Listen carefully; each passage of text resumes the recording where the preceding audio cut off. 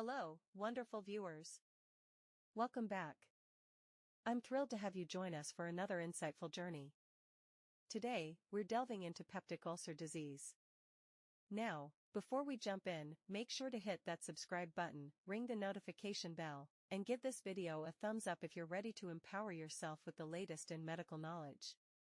Let's get started now. Peptic ulcers are defects in the gastric or duodenal mucosa that extend through the muscularis mucosa. The disease is acid-related, which is produced by parietal cells innervated by the vagus nerve branches.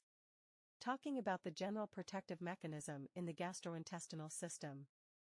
The stomach and duodenum secrete mucus and bicarbonate that protects the lining from acid and pepsin. Prostaglandins E-type increases the production of both bicarbonate and the mucus layer. Other protection mechanisms include ion pumps to regulate intracellular pH by removing excess hydrogen ions, migration of healthy cells to the site of injury, and mucosal blood flow removing acid.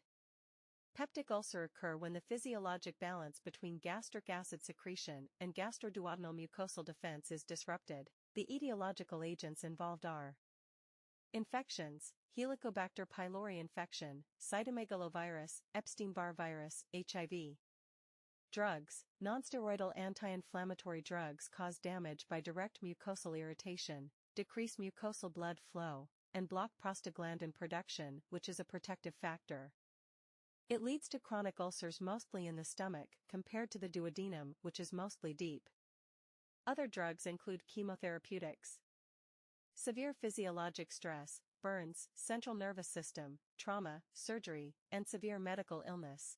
Hypersecretory states, uncommon Zollinger-Ellison syndrome, hyperparathyroidism, short bowel syndrome. Genetic factors. Other associated causes: local radiation, celiac disease, Crohn's disease, corrosive gastropathy, hepatic cirrhosis. Helicobacter pylori infection and nonsteroidal anti-inflammatory drugs have become the major causes of the condition. Nonsteroidal anti-inflammatogram drugs were explained previously. So let's look at Helicobacter pylori in more depth now.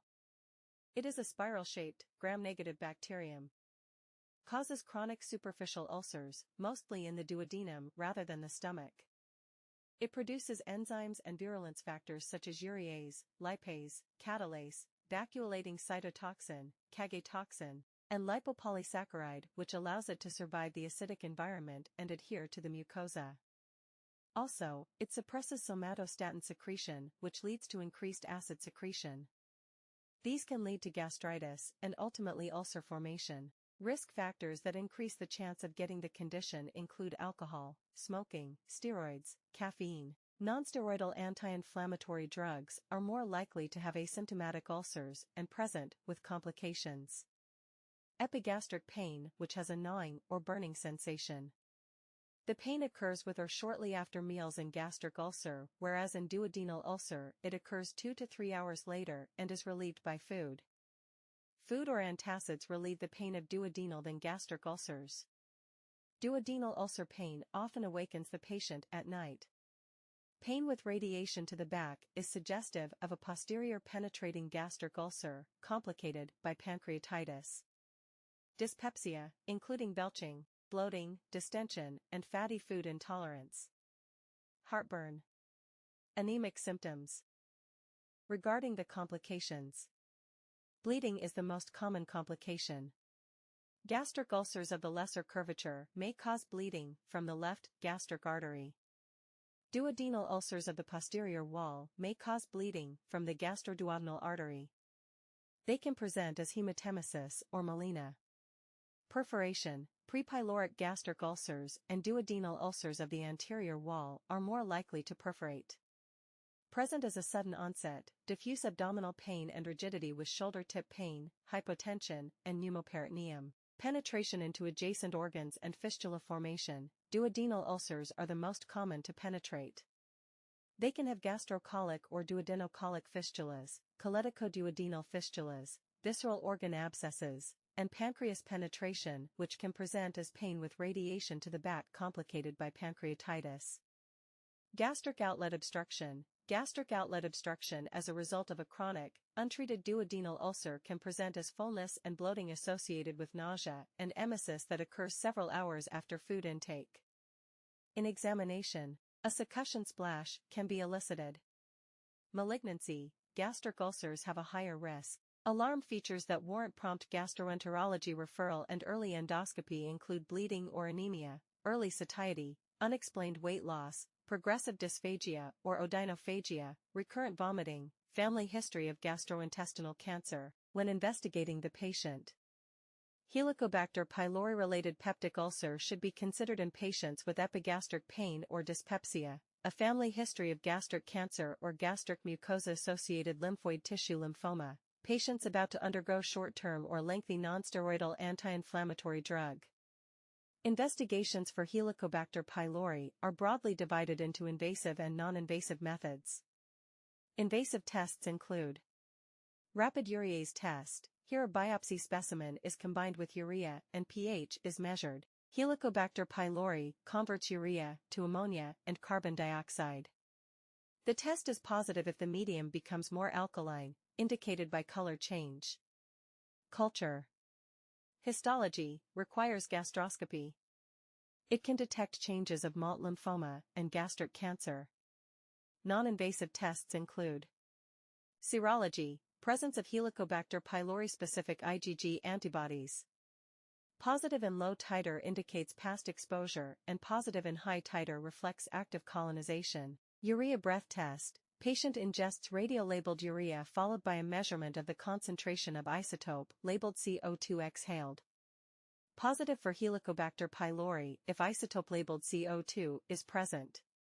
This test is used as a post-eradication monitoring test.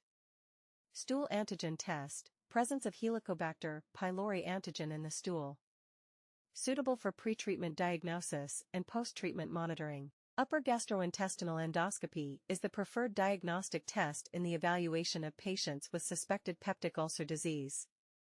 It can visualize the ulcer and take biopsies and cytology brushings of gastric ulcers to differentiate a benign ulcer from a malignant lesion.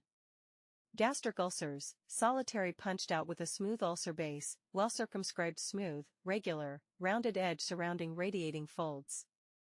Commonly in the lesser curvature. Malignant ulcers, ulcerated mass often protrudes into the lumen. Folds surrounding the ulcer crater are often nodular and irregular, heaped up or overhanging margins. Duodenal ulcers, commonly anterior-posterior wall of duodenal bulb. Radiography, in an acute presentation to detect free abdominal air when perforation is suspected. Angiography, in patients with a massive gastrointestinal bleed. To identify source and provide treatment. Serum gastrin level, Zollinger-Ellison syndrome. Secretin stimulation test, distinguish Zollinger-Ellison syndrome from other conditions with a high serum gastrin level. Complete blood count, anemia. Managing peptic ulcer disease depends on whether it is complicated or not. Non-pharmacological management includes avoiding nonsteroidal anti-inflammatory drugs, alcohol, and steroids. Nonsteroidal anti-inflammatory drugs. For patients with H. pylori, there are recommended eradication regimes. Triple therapy regimens, proton pump inhibitor, amoxicillin, and clarithromycin. Penicillin-allergic patients only replace metronidazole with amoxicillin. Drugs mentioned in RACGP, esomeprazole or omeprazole, amoxicillin, clarithromycin, for 7-day course. Quadruple therapies for whom the standard course of treatment has failed, clarithromycin. Resistance, also stated in RACGP Guidelines, PPI, omeprazole, bismuth subsalicylate, metronidazole, and tetracycline. RACGP mentions sequential therapy is a 2-step, 10-day program consisting of the administration of a PPI with amoxicillin for the first 5 days, followed by triple therapy that includes a PPI, clarithromycin, and tinidazole for another 5 days. Failure of sequential therapy, RACGP states the use of salvage therapy. Salvage therapy is a triple therapy comprising a PPI, amoxicillin, and levofloxacin administered for 10 days. Acid suppression, histamine 2 receptor antagonists, and PPIs. Mucosal protective agents, misoprostol, sucralfate. Surgery is done for patients who cannot tolerate or whose symptoms are not responding to medical management. Vagotomy and partial total gastrectomy with reconstruction are procedures that can be performed.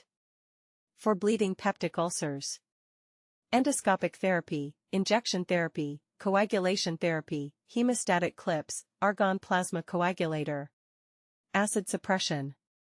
Endoscopy is required to document the healing of gastric ulcers and to rule out gastric cancer. This usually is performed 6 to 8 weeks after the initial diagnosis of peptic ulcer disease. Thank you for joining me today as we delved into the world of peptic ulcer disease. If you found this video informative, don't forget to give it a thumbs up and subscribe to our channel for more insightful content on various medical topics. Share your thoughts and questions in the comments below. I love hearing from our community. Stay proactive about your health, and together, let's continue on the journey to a healthier, happier you. Until next time, take care and be well.